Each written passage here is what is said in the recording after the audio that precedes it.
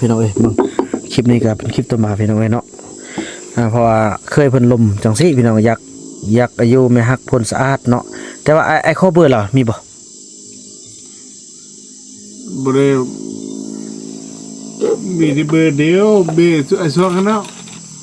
เดี๋ยวโทรบ่ได้บ่แล้วสั่นมือเฮาก็ไปแต่เช้าเนาะในจุดสลัดแล้วไปวันละแล้วไปพุ่นแล้ว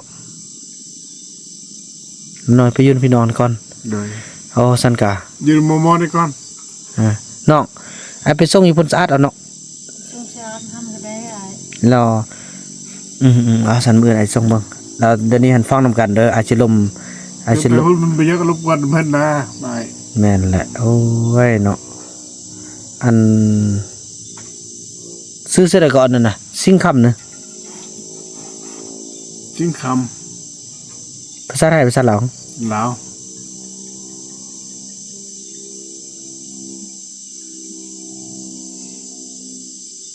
บ่มีน้องเบิ่งใส่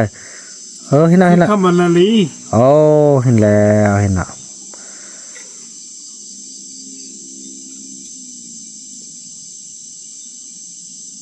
โทรหาเพิ่นบอกข่าวเพิ่นก่อน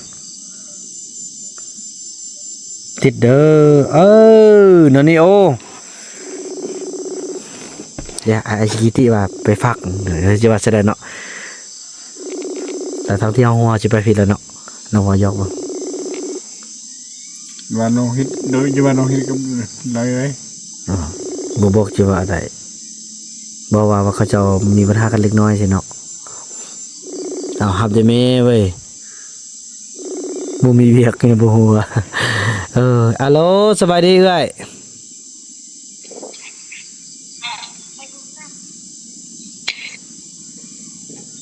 สบายดีลมได้บ่เอ้ยฮัลโหลเอ้ยอยู่อันลมได้บ่เอ้ยได้แน่แสดงเดี๋ยวนี้อันอยากอันเอาเคยไล่ไปพักผ่อนนำอยู่นาตุ้งบ่ฮู้จักเปลี่ยนนะบ่อยากเอาไปฟักนี่บ่ได้นะฮะก็ได้เอาไปไว้นาตุ้งนั่นน่ะเนี่ยเป็นสิก็ฮะคือว่าบ่คันฟักนี่ได้บ่นี่สิฮับบ่นี่อยู่นาตุ้งน่ะปึ่งสำเนาตัวเล็กกับอยู่นำอันนี้แล้วก็เยอะทั่วบุเขาบ่ฮับหรอทั่วฮับบ่ได้เนาะนี่พี่น้องก็ยังฮับบ่ได้แล้วนั่นนี่จะว่าซะมื้อนี้เป็นครั้งที่4อีกแล้วเฮ็ดให้ซาลีให้อีกแล้วแล้วก็ได้โทรหาทางกันเทิงแล้วกันเทิงมันสิลงมาเฮ็ดบทบันทึกมื้อวันศุกร์นี้เพราะว่าครั้งนี้ก็เป็นครั้งที่4แล้วครั้งที่3มันค่อยก็อบรมเขาเจ้าก็อยู่นำกันได้มาตลอดมามื้อนี้เอาอีกแล้วก็มอบให้ทางกันเทิงละเดี๋ยวนี้นะทางกันเทิงลงมาเป็นผู้จัดการแต่ว่าตอนนี้หันเซาลี่หันคันมีเบาไล่อยู่นี่เราสิหนีแล้ววันนี้กันเทิงว่าโอ้บ่ได้เด้คันเป็นสินี้เราแก้ไขก่อนหาผู้เกี่ยวน่ะไปอยู่นำพี่นำน้องท่าก่อนหากันเทิงลงมาแก้หั่นนะตัวอันตรายแล้วเด้บัดนี้นะเว้าแล้วบ่ฟังเว้าแล้วคือเฮาเว้าลิ้นนี่น่ะมอบให้เมืองแล้วเด้จัดการบ่แม่นบ้านเด้เพราะว่าเขาเจ้านี่ขึ้นกับเมืองเด้เฮาร่วมกันมื้อนึงเนาะเฮาว่า3มื้อตอนนั้นไปลงเบิ่งสิน่ะเนาะแม่นแหละเราน้องอัดคลิปอันลูกก็ติดตามฮู้ขั้นตอนเนี่ยอันลงอยู่ฮู้เบิ่งตามตัวจริงว่าแต่ว่าเดี๋ยวนี้พี่น้องทางนาตุ้งเนี่ยบ่ฮับเนาะเขาจะไปฝากไว้นั่นเนาะบ่ฮับแล้วเพราะว่าแต่อยู่นำอันอยู่บนสำราแต่เรายังเงินพื้นดื้อสำนั่นแล้วมันนี่เฮาอยู่แบบนี้แฮงว่าอีบ่ย่านหาแหละแม่นแหละคันซั่นก็สิได้ไปฝากไว้พ้นสะอาดเนาะเพราะว่ามีพี่น้องอยู่พ้นสะอาดเด้คันว่าสิไปฝากพ่อแม่อยู่บ้านกลางเด้อคือสำ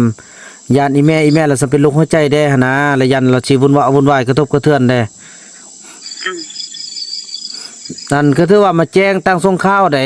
ตั้งส่งข่าวบ่นึกว่าเกิดหยังแล้วบ่บอกพี่บอกน้องนะอันนี้ก็บ่แม่นว่าจังซั่นเด้อเคยเด้อ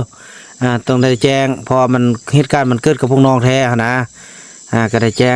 งให้พี่ให้น้องได้ฮู้นำกันมันว่าโอ้มีหยังก็บ่บอกพี่บอกน้องหั่นนะบ่เป็นแนว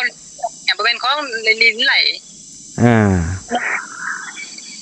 ก็ถือว่าบัตรคือบัตรบรรณาลีหั่นก็น้องมันประสานหาเราดิเด้อซื้อบัตรบัตรบรรณาลีมีเฟซบ่หึย่าเราก็มีเฟซน้องย่าบอกอันเจ้ามีเฟซเราบ่มีย่าแล้วเจ้าโทรหาเราเดี๋ยวนี้โทรหาเดี๋ยวนี้ละเดี๋ยวนี้อันโทรหาบุญนำแด้บุญนำมีเวียกล้มมาสิเด้อเดี๋ยวนี้แหละเพราะว่าค่อยบ่ฮู้ว่าเฟซตัวใดหั่นนะโอเคเด้อโทรบอกเพิ่นได้มื้อนึงเพิ่นสินอนละเงาเรื่องไล่ลาวธรรมศาสตร์โทรหาเพิ่นได้บ่คิดเวลาให้เอาว่าเอาก็บ่แม่นคนมารับมัน100จุนั่นก็ได้มันแหละว่าเราคือเว้าลิ้นนะเคยนี่ว่าเราบ่ฟังนะนี่ถึงได้ตื่นเต้นล่ะได้เขาก็เงินมาปอนให้ซื้อก็ย้อนว่าอยากสร้างหั่นแหละนะก็ได้แม่นอยู่เฮาผู้น้อยแต่อุดมการณ์ของเฮาก็อยู่ไปนำพักนำรัฐหั่นนะแล้วก็ยังบ่นับถือกันหั่นนะว่าเราบ่ฟังจักเทื่อบ่เป็นหยังเด้อให้เจ้าโทรไปหาอันไอ้บัดเดี๋ยวนี้หาโทรมาว่าหาบุญนำเดี๋ยวนี้เอาสิ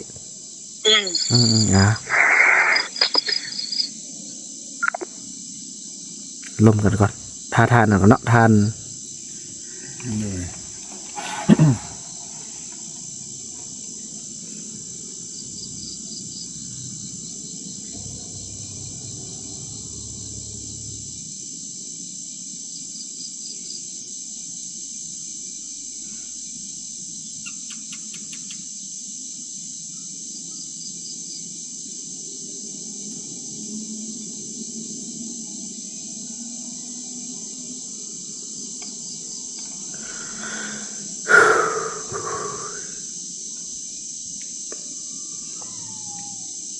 ถ้าแป๊บเดียวเนาะ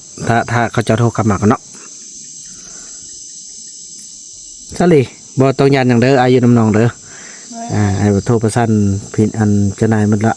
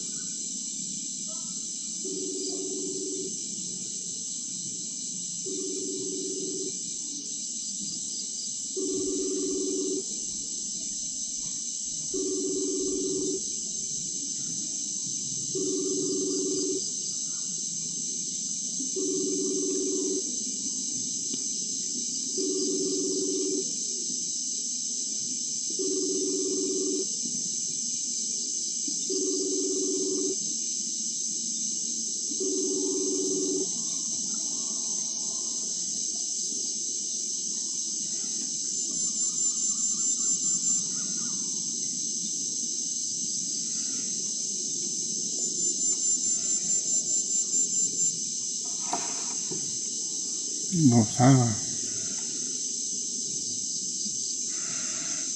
อย่างนั้นให้โทรขึ้นเขาตุ้มก่อน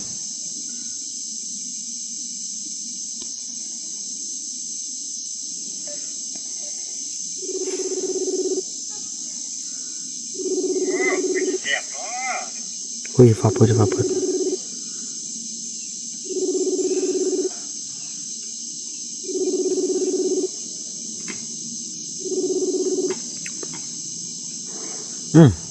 บ่ได้โทรหาเพิ่นน่ะ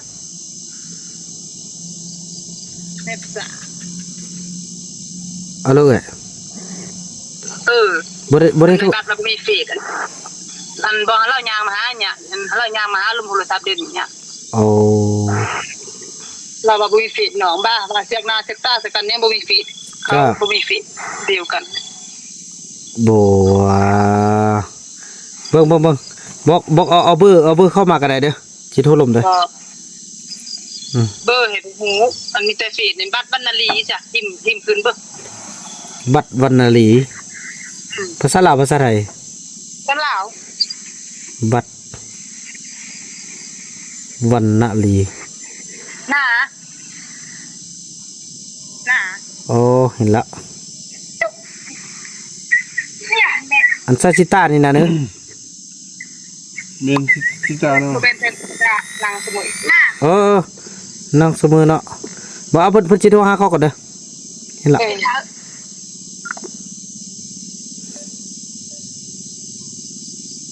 โอ้ยบ่เป็นเพื่อนกันฮับบ่ได้ เดือน น้องมีเห็นบ่มานี่สิโทรมาเอาของน้องเลยโทรเลยโอ้ยเป็นเวียกให้น้อพี่น้องเอ้ย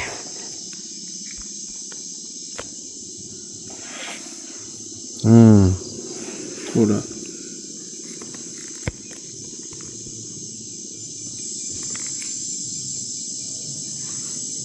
ฮัลโหลโดยไอ้บัดเนอะโอ้ได้ยินอันน้องผู้นำเด้อโดยไอ้เดี๋ยวนี้อันมื้ออื่นอันน้องว่าสิขอความช่วยเหลือนี่น้องสิไปส่งอันเคยไปพักผ่อนอยู่เฮือนนำได้บ่ ผมมากก็ได้กันทำเรื่องบางแก้วใช่ได้ปะ อ้าวมันเป็นเดี๋ยวนี้อันเซาลี่นี่คือเราอดบ่ได้แล้วเป็นครั้งที่4แล้วถือว่าครั้งที่1 2 3ก็แก้กันมาก็เนาะว่าสิเปลี่ยนสิแปลงแล้วบัดนี้มาเฮ็ดให้อันเซาลี่เจ็บอีกเป็นครั้งที่4แล้วบัดนี้ก็ถือว่าเซาลี่จนให้แหละมื้อนี้ก็ได้ว่าบ่เอาคันว่าบ่ไล่อยู่นี่แล้วสิหนีเขาป้าบัดนี้เราโทรประสานหาทางกันเทิงทางเมืองเพิ่นบัญชี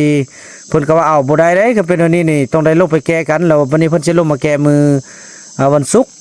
เพิ่นยังคาเวียกแล้วเพิ่นสิลงมาเฮ็ดบนบันทึกมาศึกษาอบรมเขาเจ้าหั่นแหละถือว่าขั้นสุดท้ายว่าซั่นซะ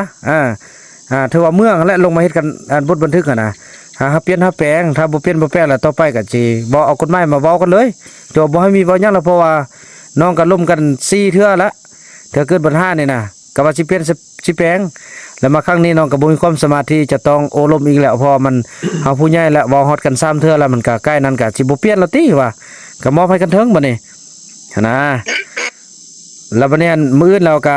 นอสิขอไปฝากไว้เพิ่นว่าอยากขอไปพักผ่อนอยู่เฮือนอายหันถ้าประมาณวันศุกร์เด้อคันเทิงมันสิลงมาแล้วน้องก็สิไปรับเอาหั่นนะได้เนาะมื้อนะเพิ่นไปอยู่เฮ็ดเวียกนำท่าเนาะจังได๋อย่าป้าอย่าทิ่มกันแหละนั่นแหละกับพี่กับน้องละโอ้ล้มช่วยกันแน่เอาพี่เอาน้องล้มแหละค่อยได้บ่มีความสิล้มเลยเด้พอ3ครั้งแล้วล้มนะนั่นเนาะมื้อน้องไปส่งเด้อ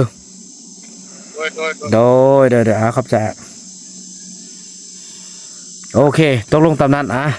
มื้อถ้าน้องเกียมเบิ่งว่ามีเครื่องเครื่องย่างตึมไปแล้วก็วันศุกร์หันบางเทื่ออ้ายก็สิบ่ได้ไปรับอาจจะหากันเทิงน้องขี่รถกันเทิงมาเลยไปมาๆก็เสียเวลาหากันเทิงเฮือนอยู่เขตใดเฮือน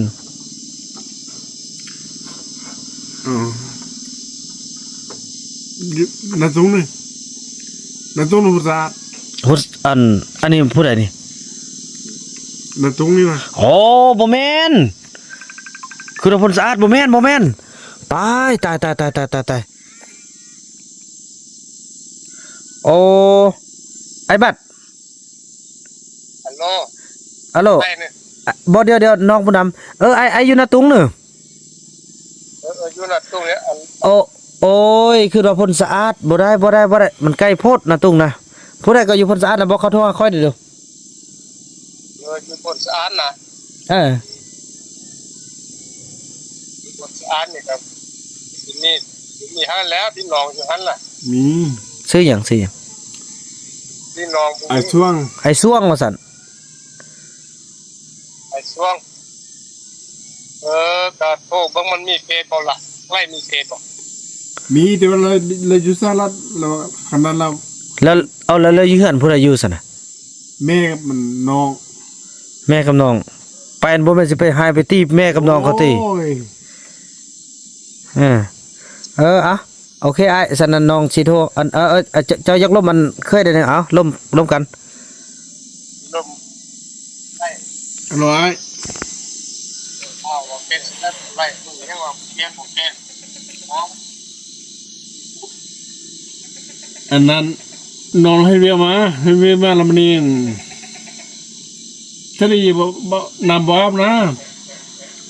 แต่บอกสลีนะเอาน้ำนะ มองว่าจะสุดแต่หายสิพาทางเขาบุกฟ้าบุกตีนี่แหละทีนี้เราบอกต้องตั้งเลยคนละมันทุกป้าเจ้า โดย พวกแล้วตอนมีเงินที่ตั้งก็ช่วยไปทุกแล้วทุกคนก็ได้แจ้งแต่ว่ามันจะมาพูดป้าเขาจะช่วยชาวบ้านฉันก็ไปป้าคนละเรื่องแต่พอผมรับเขาออกมาแล้วกันซึ่งว่าเขาลงขึ้นหมดเลยจะรัฐบาลมันได้ยกเรื่องพวกต้องเรื่อง โดย ที่หายสิพาถ้าเขาเรียนผู้แก่นักว่าทีนี้แหละครับผมต้องพบกับเรื่องเขาเถอะ โดย คนมันซ้ำกับตัวซัดแล้วเพราะว่ายังตามันก็ตาย แน่นได้ถูกต้องได้น้องนั่นน่ะนะผู้ใดนำก็ แม่ตายตาทำมันก็ตายจะต้องให้ผู้คนลงเองก็ต้อง โดย ไปหาตาที่ต้องไปตรงตาเด้อ โดย ทันเมืองทันแข้งว่าที่ลงออกสักพวกเราเปลี่ยนแป้งเลยผมก็มองมาซ้อนล่ะมันก็หายแห้งคนนั้นแล้วออกมาก่อน โดย ไปพักตอนอยู่กันช่วงกันเด้อ โดยเจ้าโดย เราก็ได้แรงงานทุ่มมาอยู่ทุ่มพอมีครับก็ โดย กำลังแกงโค้งจะโค้งคนตอนมาจีนแล้วฟังออกมาอย่างละโค้งแอบโค้ง โดย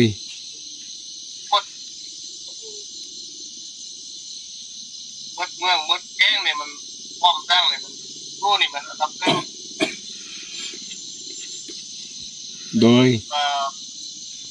เด็กตายต้มว่าเสด็จของเราหมด อันนั้นก็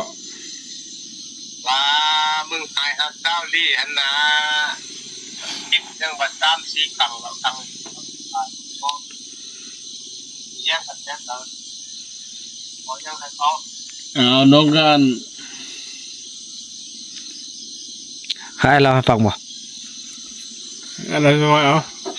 สิอันจังซี่ซาเพิ่นก็ลิ้นแข้งได้จะให้เราให้ฟังว่าซั่นครั้งที่1หันแล้วมันให้กินยาคุมแล้วเซาลีนบ่กิน แต่จริงเซาลีนกินแล้วเราเซาลีนบ่ยอมกิน แล้วมีมึนจะหาแล้วไปฟาดจอกใส่เราเซาลีละยานบัดนี้น่ะยานแล้วก็สิบ่อยู่แหละว่าเป็นวันนี้ก็สิบ่อยู่แล้วก็ศึกษาอบรมกันเนาะแล้วก็เปลี่ยนแปลงบัดนี้ครั้งที่1ก็แล้วไปแล้วนะบัดนี้ครั้งที่2ลูกมานึ่งข้าวแล้วบอกให้อันเซาลีนมาเฝ้าแล้วก็บ่ได้ดังใจแล้วมาหายโกกหายเกกบังจีพุ่นจีพีเซาลีกะยานอีกแล้วรอบ2หั่นนะว่าสิบ่อยู่แล้วก็มาล้มกันว่าก็สิขอเปลี่ยนขอแปลงแล้วครั้งที่3บัดเนี่ยครั้งที่3นี่ว่าเรื่องอันนี้ก็บ้านมานอนมานอนแล้วบัดนี้เพิ่นไปซักแบตหันอยู่ลุ่มหันบัดนี้มานอนมันบ่มาแล้วก็มันดึงแขนแล้วเจ็บแขนแล้วยานอีกแล้วนะ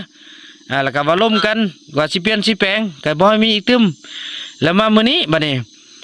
มามื้อนี้แล้วบัดนี้มื้อนี้เป็นมื้อที่อันหายแห้งที่สุด มื้ออันครั้งที่3มันก็ให้คือกันมื้อนั้นก็ได้ให้แล้วก็ยังต่างกันแหละแล้วก็ศึกษาอบรมก็เปลี่ยนแปลงไปก็สิเปลี่ยนสิแปลงมื้อนี้ซะแม่นเสาอันเพิ่นไปเฮ็ดเวียกมาก็หัวเฮ็ดเวียกเนาะมาแล้วเฮ็ดเมียนอนเมียละบัดนี้พ่อนก็เว้าคมดีแหละว่าเฮาไปอาบน้ำไปแม่น้องไปอาบน้ำมันก็บ่ไปย่าน้องบ่มันก็ว่าเราเซาลี่ก็ว่าบัดนั้นฮอกสิอาบถ้าอาบนั้นฮอกสิอาบสินะแล้วบัดนี้เราผู้นี้ซะมันจับแขนนั้นดึงลุกขึ้นบัดนี้นะแล้วเซาลินก็เจ็บแขนแล้วก็ย้านครั้งนี้บ่แม่นย้านธรรมดาเด้บัดนี้น่ะย้านสิบ่อยู่เลยอ่ะเฮ็ดนั่นก็บ่อยู่คันบ่นี่อยู่แล้วบ่อยู่เด็ดขาดบัดน่ะอ้าวเฮ็ดนั่นก็บ่มีความสามารถแล้วเด้อโอลมนั่นก็บ่ได้แล้วก็แม่นโทรปรึกษานำคันเถิงคันเถิงก็บอกว่าโอ้บ่ได้เด้นั่นนี่น่ะคันสิมาเพนั่นนี่บ่ได้ภักรัดคันเถิงได้เสียทุนเสียฮ้อนปักหลายๆแล้วสิเฮ็ดนั่นนี่ล่ะสิมีปัญญาใส่บ่ก็ว่าสิแหละเนาะคันเขาบ่อยู่นี่ได้ใส่คืนได้ที่ว่าคันเถิงได้ลงมาสร้างนี่นะก็บอกหั่นแหละบอกเคยแล้วก็บ่เคยเปลี่ยนคิดว่าเว้าลิ้นแล้วมื้อนี้คันเถิงก็ว่าบอกคันสุดท้ายแล้วเด้ฮอดคันเถิงว่าสิลงมาเฮ็ดบทบันทึกมาศึกษาอบรมคันเมืองแล้วเด้บัดนี้ถือว่าก็สิแม่นบ่ได้เว้าหยังละแถวน่ะมีแต่เมืองลงมาเว้าเองเฮ็ดบทบันทึกและช่วงนี้แท้เซาลีเพิ่นก็สำคัญเวียกเพิ่นก็วางมื้อวันศุกร์หันเพิ่นสิลงมาแล้วเพิ่นก็อยากให้อันแยกอันเคยไล่นี่เอาไปพักผ่อนอยู่น้ำพี่น้ำน้องก่อนหั่นนะพออยู่นี่เซาลีนั่นบ่เอาแล้วเด้แนวใดก็1ก็บ่เอา2ก็บ่เอาจนท่านเซาลีนี่ถ้าคันถึงมาแก้ไขอย่างเดียวนะเดี๋ยวนี้นะเพราะว่าแต่เฮาเว้ามันก็เว้าคือเว้าลิ้นเว้าหัวซื่อๆเดี๋ยวเว้าจังได๋ก็แฮงเพิ่มเติมคือเก่าหั่นน่ะแก้มแก้ม แม่นนั่นแหละบัดนี้คนเฮาน่ะคันสิเปลี่ยนมันก็ครั้งที่2มันบ่มีครั้งที่3ดอกคนเฮานะอันนี้มันครั้งที่4แล้วน้องก็บ่มีความสามารถที่ศึกษาอบรมหยังแล้วพอนั่นได้ซอรี่แล้วก็บ่อยู่บ่เอาแล้วเด้แล้วก็ข้อกับพี่กับน้องกระเทิงเขาก็แก้ไขกันจังซั่นแหละสนานะแล้วจะแจ้งพี่แจ้งน้องได้บ่แม่นว่ามีหยังแล้วบ่บอกกันอีหยังต่างแต่ครั้ง1ครั้ง2ก็ล่มทางเอื้อยซิ่งค่ำมันแล้วก็ล่มกันแล้วทุกครั้งก็ก็ล่มกันแล้วแล้วก็ยังก็ค่อยอดก็อ้อมไปแล้วมาครั้งนี้มันครั้งที่ให้แห้งที่สุดซอรี่เราบ่ได้สนใจเราบ่อยากเอาหยังเลยเดี๋ยวนี้นะเราบ่สนใจหยังเลยบัดนี้คันมีคนนี้อยู่นี่แล้วเรายานแล้วหั่นนะมันบ่เปลี่ยนแล้วหั่นนะฉะนั้นแหละมันบ่แม่นบ่แม่นแหละมันแบบว่าคือว่าแหละคืออ้ายว่าแหละมันสักว่าไก่ป้าแหละมันก็มันได้แค่แล้วมันก็ตึงว่าปอดโทกว่ามันสิลืมได้หั่นน่ะแล้วบัดนี้มันซ้ำห้อยซ้ำแล้วซ้ำเล่านั่นนี่คันคือเพิ่นคือโตนน่ะแม่นเฮาสิบ่ยานแม่นบ่มันจะยานจะเข้าก็จะยานเฮ็ดได้แม่นแหละอันนี้ก็ล่มกันแด้นี่ล่ะค่อยก็หมดปัญญาแล้วได้ค่อยก็หมดปัญญาแล้วจะล่มละพวกเจ้าล่มกันได้แล้วก็คือว่าแหละล่มมันก็คือเก่าน่ะสุดกับค่อยนี่ล่มความดีความงามนะแล้วก็สิแม่นก่อนมาหลังหันก็ไอ้ก็บอกผู้แรงแหละก็พอเขาทำกับที่กับบ้านป้าเขาเป็นคนบ้านคันว่าน้องพร้อมเอาเซาหลีพร้อมเอาพอต้องเหลืองหายถามความจริงกับเบาไหลว่าน้องบ่เคยพร้อมน้องจะศึกษาเอาพร้อมให้เข้ากันเท่านั้นน้องบ่เคยจะเอียงซ้ายเอียงขวาถึกน้องก็ว่าถึกผิดน้องก็ว่าผิดเพราะว่าเขาก็เป็นคนผู้ยังเขาเป็นหน้าเขาบ้านแล้วพร้อมโอ้แม่นเขาดูบ้านแล้วมันยังก็ถือว่านั้นแหละสิได้แจ้งนำพี่นำน้องและต่อไปก็สิได้มอบให้กันถึงมอบคันเมืองแล้วบัดนี้น่ะเมืองลงมาเฮ็ดแล้วก็แม่นคันว่าผ่านคันเมืองไปแล้วก็ยังคือเก่ากันได้ยอมรับและศึกษาอบรมเหล่า1บ่ให้มันมีหยังสมมุติว่าตัวเองเปลี่ยนบ่ได้แล้วก็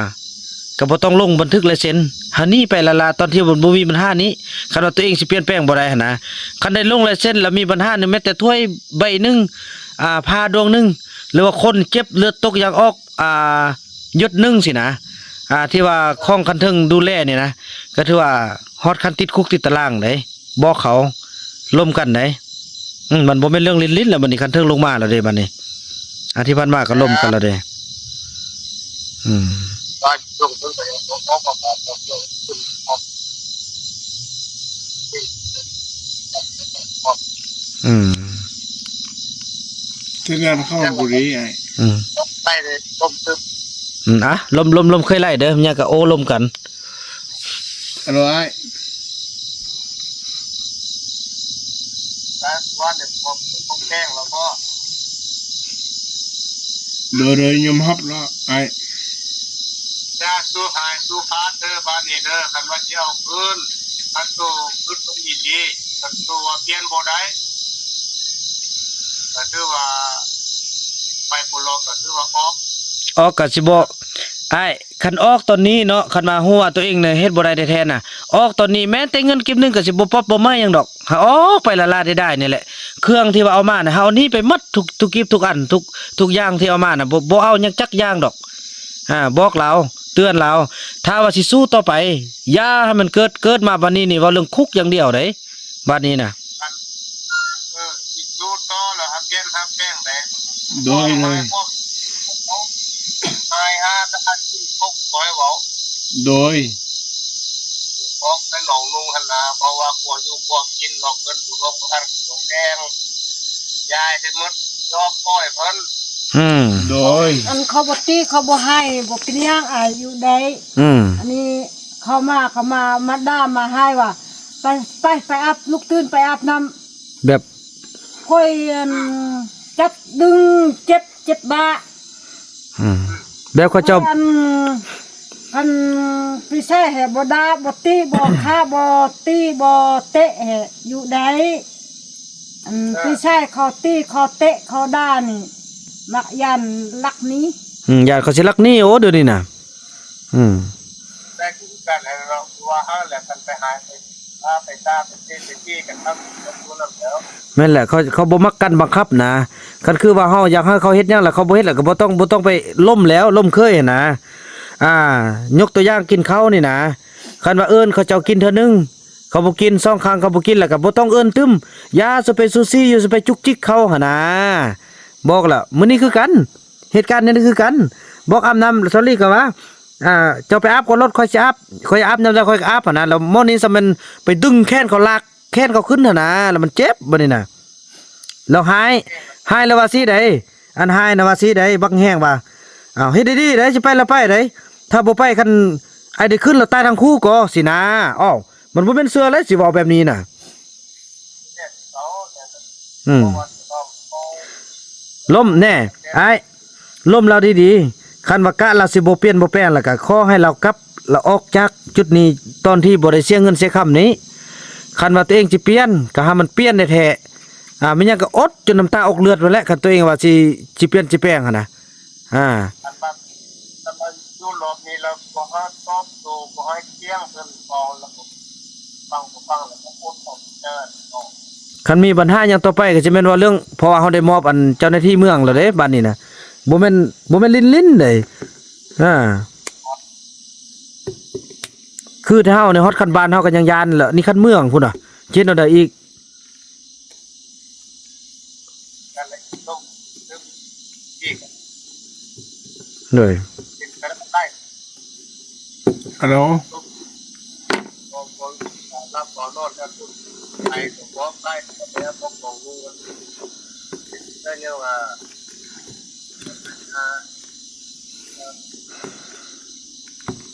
ก็ให้คนเอาคนอันว่าเอาใจที่สุดเลยเป็นความนึงของหายเพราะแต่หายตาก็ โดย ถ้าเปลี่ยนได้บ่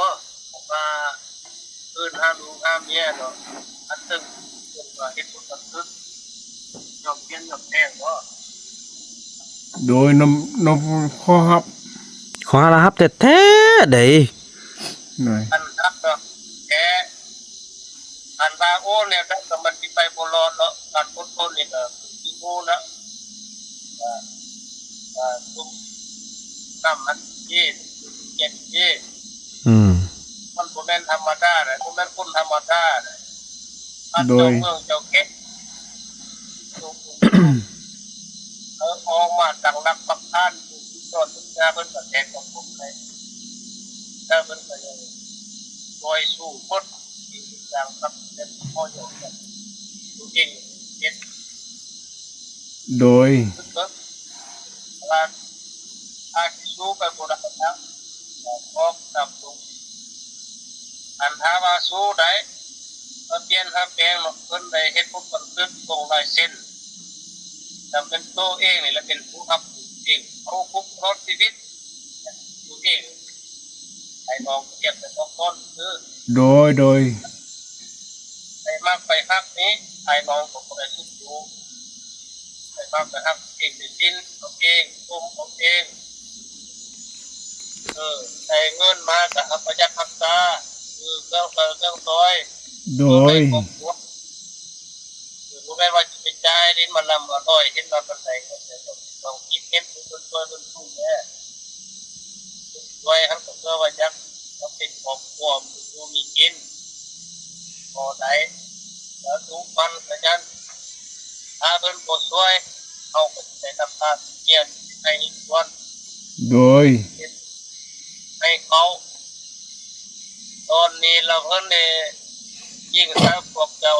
ทางผู้นี่ยังรู้จักอะไรด้วย โดย พามามัดมันยังช่วยยังสู้เขาไม่กินมีอยู่แล้ว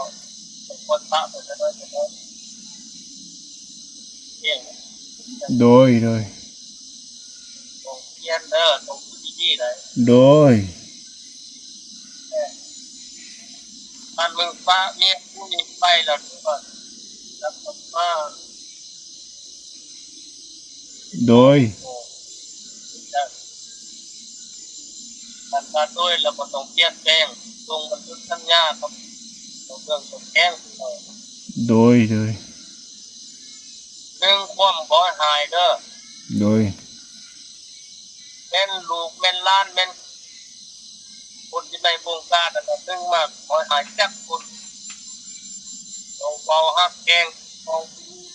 เต่าเจียงนี่ได้คือยังกันคิดกันเนี่ยกันกิน โดย เฮ็ดบ่ได้ไปบ่เป็นครับต้องเฮ็ดต้องกินแกงให้เพิ่นครับแกนฮักแกง กินนี่ค่อยบ่เอาหรอกไปส่งมื้ออื่นไปส่งไปอยู่นำแม่นำเอื้อยนำพี่นำน้องหุ้น มือได้ไปส่งซอลีนได้ก็ว่าบ่เอาเด้ซอลีนแต่ว่าสิเอาเพิ่นไปปะอยู่นอกก่อน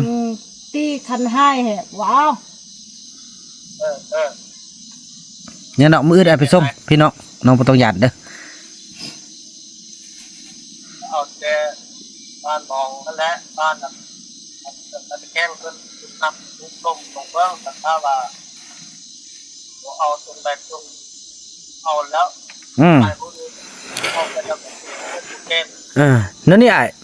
เฮาตั้งร่มกันซะเนาะคันว่าฮอดมือที่ว่าคันเทิงเพิ่นมาลงเนาะแต่เฮาก็เฮ็ดสุดที่เพื่อให้เขาเจ้าเอากันน่ะแต่ว่าคันว่าซาวลี่บ่เอาเนี่ยเฮาก็จำเป็นเด้อ้าย แต่เฮาก็สิแต่เฮามาเฮาต้องมาขอบคุณเบิ่งคนเฮาดีๆได้บ่ให้มันเกิดปัญหาหยังได้เพราะว่ามันผู้เกี่ยวฮักเฮ็ดเองเด้เพราะว่าถ้าเฮาก็ศึกษาอบรมกันมาโดยตลอดแต่บัดนี้คันว่าซาวลีขึ้นกับซาวลีเด้เดี๋ยวนี้เพราะว่าคันเราสิเอาก็ถือว่าได้ถ้าว่าเราบ่เอาก็จำเป็นเด้แต่ว่าเฮาก็สิศึกษาอบรมสุดที่แล้วนั่นแหละก็ให้มันจนฮอดว่าเมืองหั่นแหละมาศึกษาอบรมนำหั่นนะคันว่าบ่ได้แท้ๆมันก็สิให้ทำใจนำกันเนาะเพราะมันคนเฮามันให้โอกาสกันไล่จนเป็นสิ้นหั่นนะจนคือเว้าลิ้นหั่นนะก็ติดตามเจ้าลี่และนะครับดูนำบ่ได้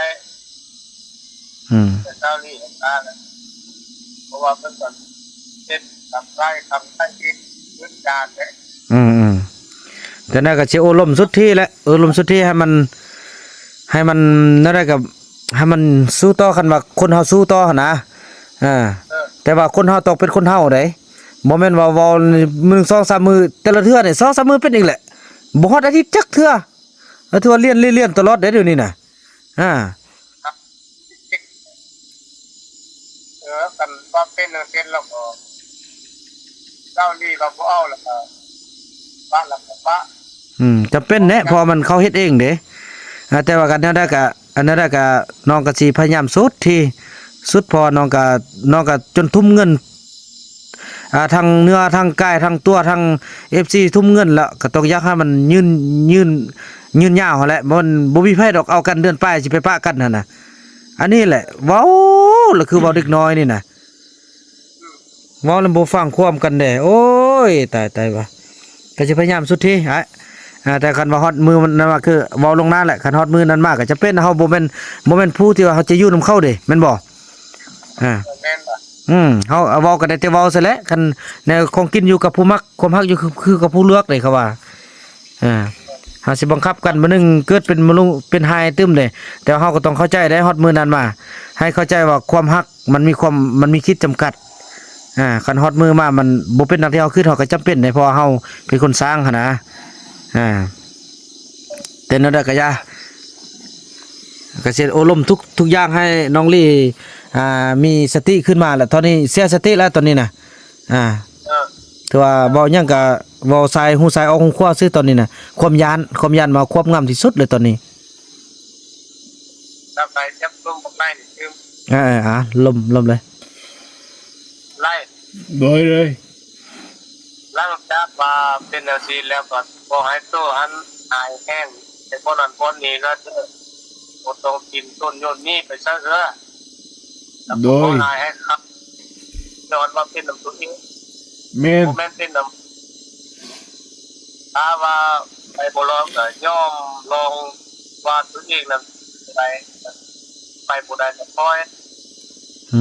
ถ้าว่าดูนานก็เจ้าที่ของต้านเพราะว่ามันเจ็บได้ก็ได้คือครับ โดยก็บ่ให้หายให้คัดจิตใจพุ่งแกนไปเฮ็ดจังซี่ได้โดยบ่กายบ่ก็บอกกับลุงกันแหละที่ทำที่ต้องให้ต้องคัดคนนั่นก็มาอันงูยังไอ้ฟ้องแล้วจะควบนึงก็หายของไอ้บ้านกันสู้กับที่เฮ็ดจิตยังสู้กันทำแท้ออกโดยฟังอย่างแล้วเป็นกันแล้วก็รับที่นอนที่ตรงควรตรงที่ตรงนี้ได้ว่าโดยนับโดยวันไอ้นี่ออกไปดูช่วงหนึ่งโดยแม่นมื้อสิเอาไปส่งเพิ่นอยู่เฮือนไอ้ช่วงกันก่อนนอนนี่แหละจะไปส่งแต่ว่าแจ้งพี่น้องกันจังซี่แหละนอนนี่เนาะมื้อได้ไปส่งเพิ่นเด้อน้องบ่ต้องไปใช้ได้อยู่นำอ้ายเด้อเอาดีก็บ่ต้องไปป้าไปเมืองได้ยืนไอ้บุญนำเนาะไอ้นกแล้วมื้ออาจสิส่งอันนี้ไปอยู่นำพี่น้องก่อนเด้อบ่ต้องให้น้องอดเอาพอละอายุนี้เป็นแนวดอกนั่นแหละน้องเอ้ยถ้าน้องเซ็งอยู่ในใจว่าน้องสิสู้ได้บ่หรือน้องบ่สู้ถ้าน้องก็ว่าสู้บ่ได้เนาะเด้อเฮาใจของเฮาน่ะเฮาเปลี่ยนแปลงบ่ได้แล้วนี่ถ้าน้องถอยแต่มือเพิ่นมาอย่าสิไปลงลายเส้นเด็ดขาดถ้าน้องลงลายเส้นปุ๊บเนี่ยมีปัญหานึงขึ้นมาแล้วน้องเขาจะมอบเขาจะย้อนขึ้นหมดเลยน้องเอ้ยทุกอย่างเพราะว่าพ่อน้องเองสมมุติพอต้องเรื่องบ่อยู่แม้แต่คนนึงสินะหรือว่าเกิดว่าน้องไปเฮ็ดคือไอ้ว่าแหละน้องต้องได้รับผิดชอบเลยคันน้องคิดในใจว่าบ่ได้แหละนั่นเฮาก็อยู่บ่ได้แหละเฮาจะอยู่ในการที่ว่าอดแบบนี้บ่ได้นะน้องก็นี่แต่ตอนนี้ไอ้ว่ามันจะดีกว่ามันจะดีกว่าน้องบ่ต้องไปฟื้นถ้าน้องฟื้นไปแล้วน้องเฮ็ดคือเก่านี่เจ็บหนักเด้น้องเอ้ยโทษอันตรายเด้จังซั่นเด้น้องโดยคอยออกมาก่อนถ้าสมมุตินั่นนี่เนาะไอ้บ่คอมเมอร์ซะบ่กันก่อนมันสิเกิดซะสมมุติว่าบ่คอมให้บ่กล้าน่ะเกิดว่าน้องนี่แม่นอยู่ความรักของน้องไปฆ่าเซาลีตายนี่พี่น้องนี่ตระกูลของพวกน้องนี่เขาจะเอาขึ้นมาหมดเด้เขาจะดึงมาหมดตระกูลที่ว่ามาร่วมแก้วงอมดองหั่นน่ะฉะนั้นแหละให้น้องคิดว่าคันว่าฮักพี่ฮักน้องฮักตนเองนะคันเฮาอยู่บ่ได้เฮาก็ต้องถอยซะ เพราะเฮาผู้เดียวน่ะจะบ่เฮ็ดคนอื่นหลายคนเจ็บย้อนตัวเองอะนะ โดย น้อง น้องบ่เฮ็ด น้องคิดดีๆเด้ออันนี้เว้ากันแบบนี้นี่เด้เนาะเนาะไอ้น้อง นกกระยาน ก็ได้ร่วมกันอันนี้เด้อไอ้น้องแม่นบ่ แม่นแท้ อืม นั่นแหละ คอยออก แล้วก็หาน้องถอยไปตั้งหลักก่อนถ้ากันเทิงเพิ่นมาแก้ไขเนาะขณะน้องไปน้องขึ้นเดินนับแต่นี้ฮอดมื้ออื่นนั่งขึ้นน้องคิดว่าเฮาสิอยู่ได้บ่เฮาอยู่บ่ได้บ่ถ้าเฮาอยู่แล้วเฮาสิเปลี่ยนได้บ่แบบนี้น่ะคันว่าเปลี่ยนได้ก็ให้มันเปลี่ยนได้ถ้าเปลี่ยนบ่ได้ก็น้องบ่ต้องไปลงลายเซ็นเขาว่าเงินกะยาถ้าคันเป็นนี่ค่อยก็เฮ็ดให้เขาเจ็บปวดได้เขาคือสิบ่นั่นค่อยก็สิขอพักเฉพาะอาจจะพาไปจิกใบบ่เป็นหยังอันนี้แหละสิแล่นคือเก่าน่ะแล่นแต่งงานไอ้ก็แล่นจิกไอ้ก็สิแล่นคือเก่าให้น้องขึ้นเท่านั้นเพราะมันเฮาถึกตอนตามกฎหมายแล้วเด้บ่แม่นเฮ้ยลิ้นนั่นคือเด็กน้อยไม่น้อยไม่ เอากันเด้เท่านั้นแหละ แม่น คือไอ้ซ่อนน้องล่ะเด้เขาเป็นคนของคันเทิงมันบ่แม่นคนบ้านคนเมืองเด้เขาเป็นคนของคันเทิงโดยตรงเขามามอบให้อ้ายเป็นสีนำผ้าฉะนั้นแหละพวกน้องบ่เห็นบทบาทของอ้ายเว้าคืออ้ายเว้าลิ้นซื่อๆนั่นแหละ ยังทับคุณรักซึ่งเอ็ดเป้าฟ้องแล้วก็เจ็บทำไปบ้านนะนั่นแหละคิดนะพี่นะน้องนะคันว่าตัวเองสู้บ่ได้แล้วก็ถอยดีๆถอยตอนที่มันบ่มีปัญหานี้คันเดี๋ยวเราก็สิสู้ไปคันว่าคันเปลี่ยนแปลงมันก็ดีแหละคนเรามันยังสิบ่ดีทุกอย่างไอแลนด์ให้ซำนี้น่ะไอบ่แม่นว่าคนธรรมดาสามัญสิมันเฮ็ดได้นะไอก็บ่แม่นย่ออายเด้บ่มีไผที่จะ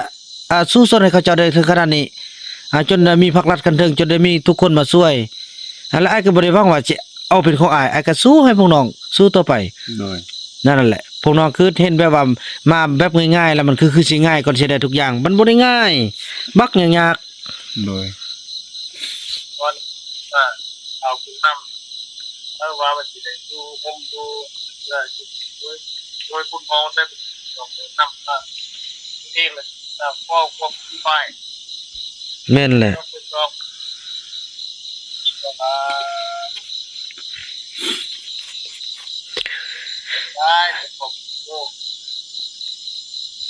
โดยเท่านั้นแหละน้องก็ไปร่วมเพิ่นก็สิปรึกษาอบรมกับน้องสาวลีเด้อไปร่วมกันอยู่ทางนอกซะเพราะว่าทุกอย่างเขาก็ฮู้ละเด้อไปร่วมเพิ่นกันอยู่นอกเด้อน้องก็สิร่วมสาวลีเพื่อบ่ให้ยานกลัวอีหยังต่างพากันร่วมละเอียดช่วยน้องได้ไปร่วมนำกันเพิ่นเด้อนั่นน่ะก็ร่วมให้มันสุดที่ละคันว่าอยู่ได้ก็ให้มันอยู่ได้ถ้าบ่อยู่ได้ก็ให้เปลี่ยนแปลงได้คันบ่อยู่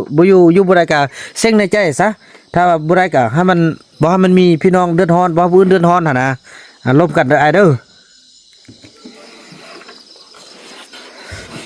จะได้น้องกินข้าวแล้วยังไปกินโดยนี่เนาะ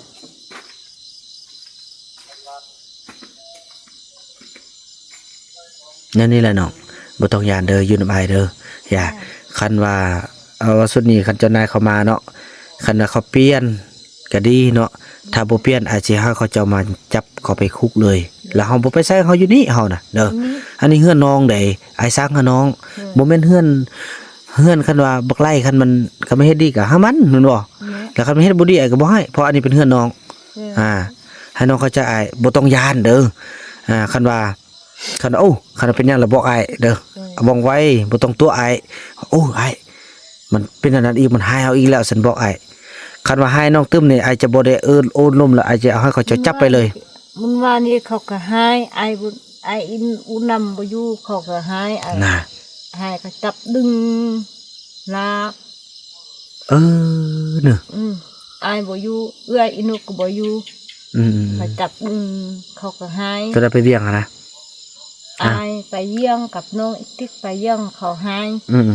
เขาหายเขาตีเจ็บมันว่านี่เจ็บน้องบ่ตัวหรอกเขาหายนี่เขาก็หายสั่นก็เป็นเทื่อที่5เทื่อที่6โลนี่เนาะเนี่ยพี่น้องเอ้ย บ่ยานเด้อน้องนะไปเด้อแล้วให้ซะน่ะบ่ลงไปนอนไปนกนะหรือว่านอนอีทิกบ่ นอนนี่ไอ้ นั่นนี่ อีแพทย์กูนอนอยู่ เนี่ยเห็นบ่ให้ดูต้นอีแพทย์ต้นอีจันเด้อ โดย คันว่าน้องไปเนี่ยเขาเช็ดแสดงผู้เฒ่าแล้วไอ้ ต้มมันมีเพชรเขาต้มบ่เป็นไอ้ แม่นนั่นแหละเขาต้องได้อยู่เบิ่งไอ้ก็จังน้อยไอ้ก็สิเอาคนมาควบกินช่วยเด้อ โดย เนี่ยก็ยาคันฮอดยามนั้นมาก็ค่อยล้มกันเนาะคันว่าน้องน้องบ่เอาแล้วน้องก็บอกเจ้านายหั่นเด้อนั่นแหละค่อยก็บ่เอาแหละพอมันเฮ็ดค่อยหลายเทื่อแล้ว อันเขาบ่ให้เขาบ่จับเขาบ่ดึงอยู่ได้ แล้ววันนี้กันว่าเบิ่งคันเจ้านายมาคันเพิ่นล้มก็คนสิเป็นสิแปลงเฮาก็เบิ่งตึมเนาะ โดย คันว่าอยู่ได้ก็อยู่ถ้าอยู่บ่ได้แล้วก็ให้เจ้านายเอาเมื่อเลยเนาะแต่เราบ่ต้องย่านเด้อจังซั่นแหละเด้อไอ้สิไปอาบน้ำในนอนก็เด้อ โดยไอ้ จังซั่นแหละพี่น้องเอ้ยเดี๋ยวคลิปนี้เนาะบ่าวน้ำก็โอ้ยเมื่อยหลายพี่น้องเอ้ยบ่จักยากทุกอย่างเนาะก็จะได้ขออนุญาตจบคลิปกันสำนี้ก่อนพี่น้องเอ้ยเมื่อยหลายฮะจังซี่แหละพี่น้องเอ้ยเห็นบ่